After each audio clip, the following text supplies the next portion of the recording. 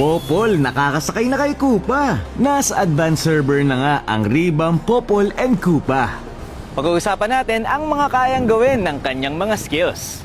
Umpisa natin sa kanyang skill 1. Ganun pa rin yung skill 1 niya, magbabato ng spear si Popol at susugurin ni Koopa. Pero kung mapapansin nyo, nakakapagbigay na ito ng 99% slow sa loob ng 0.5 seconds. Next naman natin ay ang kanyang skill 2. Kapag kinast mo ang iyong skill 1, pupunta sa'yo si Popol at makakasakay ka sa kanya. Mapapabilis nito ang inyong movement speed na umaabot ng 125%. Makakagain din ng shield si Popol kapag ginamit niya ang kanyang skill 2. Ang maganda pa dito, kahit ma-crowd control etong si Koopa, yung aso, tapos ginamit mo yung skill 2 mo, matatanggal yung crowd control effect sa kanya at makakapunta agad siya sa'yo. Pero syempre kapag nakagat ni Franco yung aso mo, hindi siya makakabalik sa'yo. Kasi suppress na yun eh. Habang ikaw ay nakasakay kay Koopa, hindi ka rin nga pala pwedeng mag-basic attack. Dahil bababa agad si Popol kapag ginamit mo na ang iyong basic attack.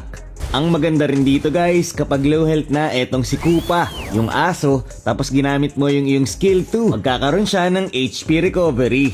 Kapag nakasakay ka rin sa aso mo, tapos na crowd control ka ng kalaban, matatanggal ka sa pagkakasakay. Naka-ultimate ka man o hindi. So dagdag mobility at survivability na lang talaga ang kanyang skill 2. Dito naman tayo sa kanyang skill 3. Kung mapapansin nyo, mas mabilis na itong gumana. Pagkalapag mo pa lang may immobilize na agad yung kalaban. Sa original server kasi, mapapansin nyo na matagal ang delay time ng kanyang skill 3. Pero sa Ribam, Popol, and Koopa, mas mabilis na.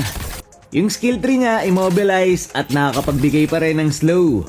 Pero kung mapapansin nyo, wala nang damage na binibigay ang skill 3 ni Popol and Koopa.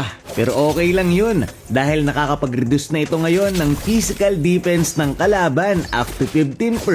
Hanggang 4 na trap na rin nga pala ang pwede mong ilagay, dati hanggang 3 lang at tumatagal ang bawat isa ng 60 seconds. Dito naman tayo sa kanyang ultimate, ganun pa rin upon casting magiging Alpha Wolf o mas lalaki etong si Koopa. At kung sakaling low health na siya kapag nag-ultimate ka, babalik yung kanyang HP. Kapag naka-ultimate ka, ma-enhance ang iyong skill 1 at skill 2. Yung skill 1 mo, dating stun lang ang kayang ibigay, knock up na ngayon. Ibig sabihin makakancel mo na yung ultimate ni Gord, Odette at marami pang iba. Kapansin-pansin din na sobrang bilis ng pagsugod netong si Koopa. Literal nalulandagin ka talaga niya.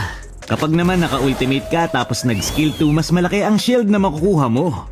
At habang naka-ultimate ka tapos low health na yung aso mo, pag nag-skill 2 ka, magre-recover agad ang health ni Koopa. Mapupuno agad yung buhay niya. Sa passive naman niya tayo, sa original server kasi guys, kailangan maka-atake ng 3 ni Koopa para magkaroon ka ng enhanced basic attack. Nakikita nyo ba yung stack sa baba ng passive ni Popol? Kapag napuno yan, enhance yung next niyang basic attack.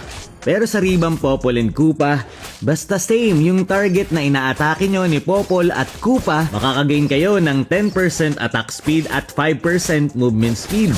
Kaya naman basta same kayo ng inaatake, mas makakalakad ka habang nagbe-basic attack. At kapag naman nag-ultimate ka, madodoble ang attack speed at movement speed na makukuha nyo kapag same kayo ng inaatake.